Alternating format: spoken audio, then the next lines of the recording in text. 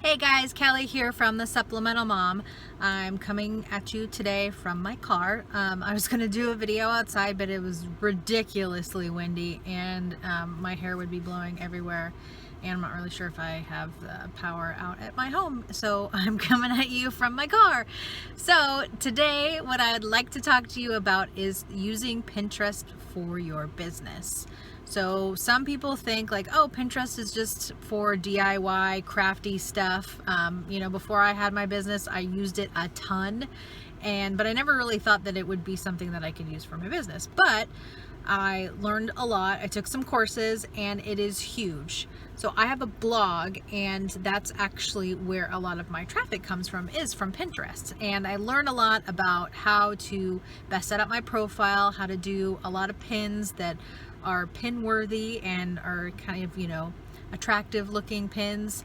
And that's definitely helped me in my business. So what I want to go over you today is how you can set up your profile, make it look great, and all those different components that you can use so you can have use Pinterest to make your business more successful. So first, I want to talk about optimizing your profile. So if you have a regular Pinterest account, that's great.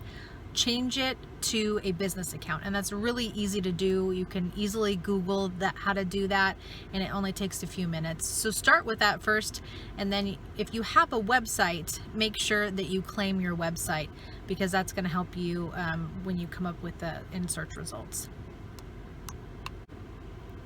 So within your profile, you're also going to want to make sure that you have a nice picture of yourself, not just like a selfie, but a nice picture of your face so people will know who you are when they're searching for you or they're following you.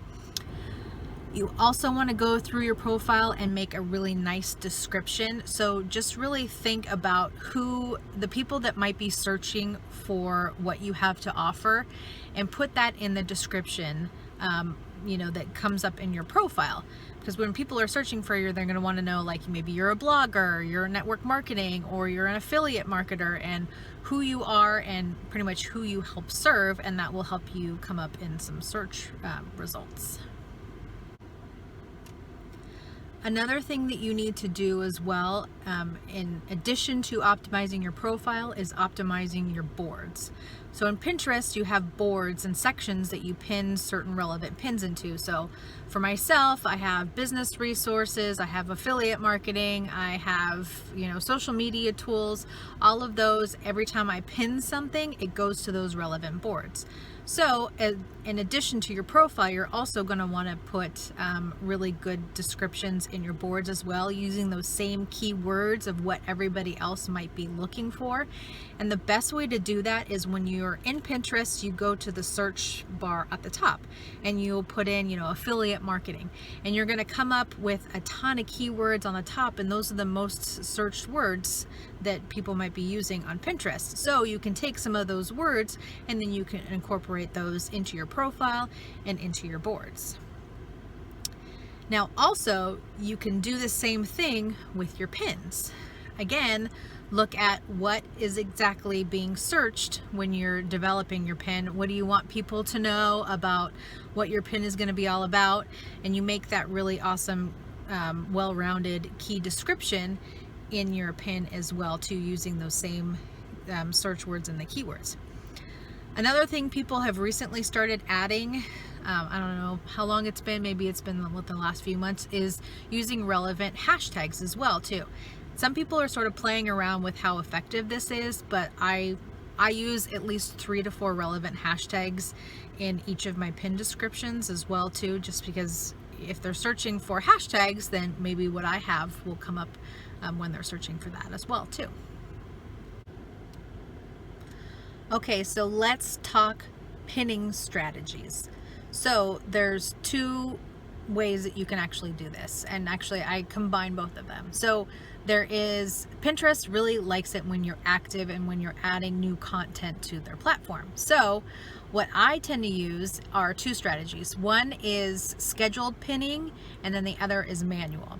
So I use Tailwind as a scheduled pinning. So I'll go through once a month and I will plan out my pins for the entire month. And that is a huge game changer, and it's a time saver for me, really. And I know that my profile is being, or my pins are just actively just being pinned. And these are obviously other people's pins, because it's your content sharing. You're sharing everybody's pins. People are sharing your pins as well too. In addition to that, there is a lot of people are saying you should also do manual pinning as well too. So I will take maybe 10 to 15 minutes per day maybe at the end of the day, because that's a time when people tend to be on Pinterest as much, or a little bit more at the end of the day.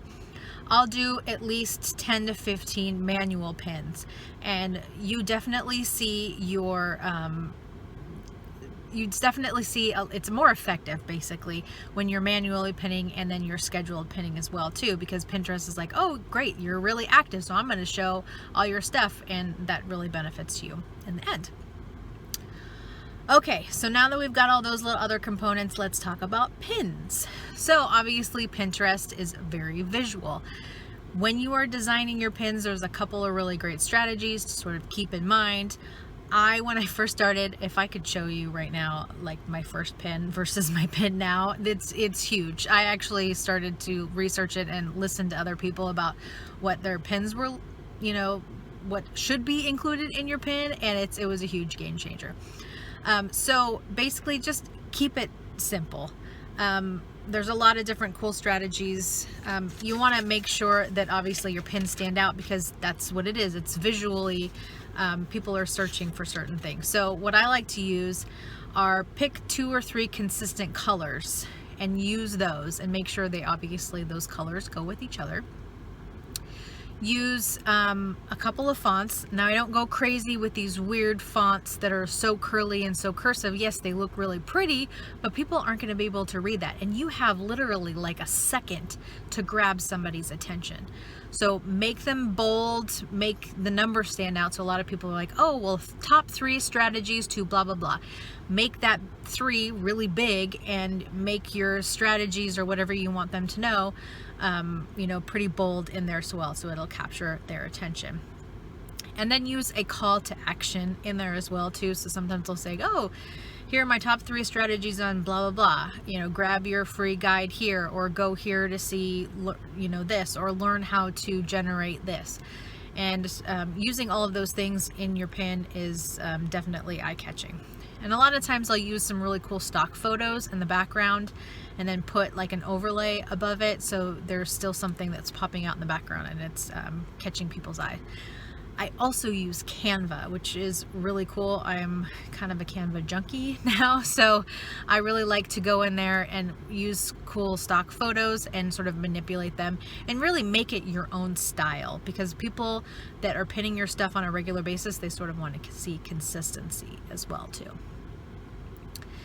So if you have found some value in this video, which I hope you have, and I hope you start to have that love for Pinterest just like I do.